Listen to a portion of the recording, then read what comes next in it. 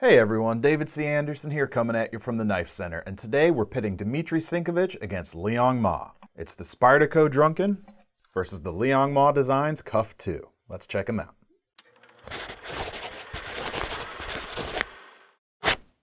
These two knives compete nicely, both with modified sheepsfoot blades with a dropped edge, carbon fiber, and titanium handles, and they're both built precisely and worthy of their premium price tag.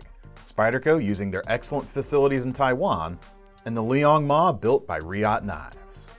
The dropped edge to these blades are great when you're working on a surface such as a craft mat or a cutting board, and they also make great all-around EDC options, with easily accessible tips, especially on the draw stroke. Both of these knives come with premium steel as well. On the Drunken, we get S90V with a nice fine stonewash finish, whereas the KUF gives us M390 with a two-tone finish. We've got satin bevels and stonewashing on the flats. Both have comfortable jimping for your thumb to help with control, and they're not so fine and sharp that they're going to cause a hot spot. I'd call this sort of a medium jimp. Both of these knives have frame locks that hold the blades open securely with no wiggle or play, but I find the Drunken a bit easier to disengage thanks to the large cutout here on the front. Whereas the KUF keeps both sides of its handle symmetrical so you don't have that cutout. It's still possible to use your thumb, but I actually find it a little bit easier to use your index finger.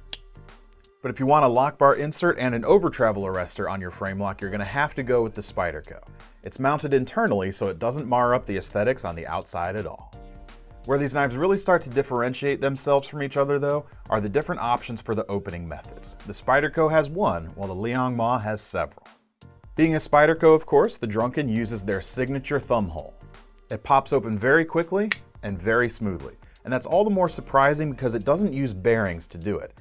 Frankly, it just doesn't need it because the washers this uses are exceedingly smooth. With the Liong Mah, there's several different ways you could open the blade.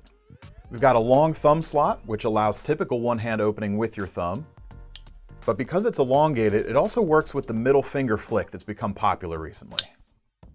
The feature that stands out most on these knives, though, are this front flipper-like device that we're calling a top flipper, and it can be used in a few different ways. I like to use the thumb to actuate the blade, but the index finger can work well too. It's just a different type of hold than you're probably used to. Stepping back to the handles on these knives, the KUF 2 features flat titanium with carbon fiber inlays, although micarta is also available, as well as plain titanium without inlays if you want.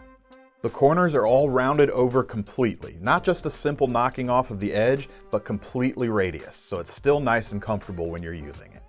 The Drunken has a more sculpted aesthetic though, with a nice faceted look with carbon fiber over an inset liner on the front, and matching titanium on the back side that's been webbed internally to reduce weight. Just looking at the numbers, it doesn't seem like it would be that much lighter than the KUF, but it's definitely a noticeable difference, and this is a knife that carries very lightly.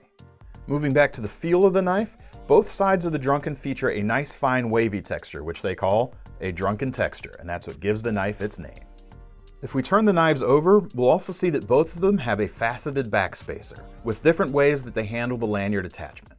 The KUF features a nice hidden attachment point that hides out of the way, whereas the Drunken features a slot cut out of the backspacer with a small cutout in the handle to help you access it. As far as pocket carry, the KUF features a milled titanium pocket clip that is reversible. It allows you to carry the knife in a tip-up fashion. And on the opposite side, we've got insert screws so that you don't have to look at the holes when you don't have the clip there. The Drunken features a folded clip, and it is single position only, right side tip up, but it is anodized blue to match the backspacer and pivot hardware. Coming down to the construction and the fit and finish, there's really not a lot to separate these two knives. They're both put together perfectly, and I'm having a hard time picking the winner between the two. Therefore, it really comes down to features, and you guys get to decide the winner. Do you go with the sculpted beauty of the Spyderco Drunken, or the flipper's dream with the Liong Mah KUF 2? Be sure to let us know in the comments. In the meantime, don't forget to subscribe, and to get your hands on any of these knives, click the link in the description below to head over to KnifeCenter.com. Both sides of this nice. Coffee break. Nice, very nice. It's not that much lighter than the cut. All right, cut. In the fit and finish, there's really not a lot. Not a lot.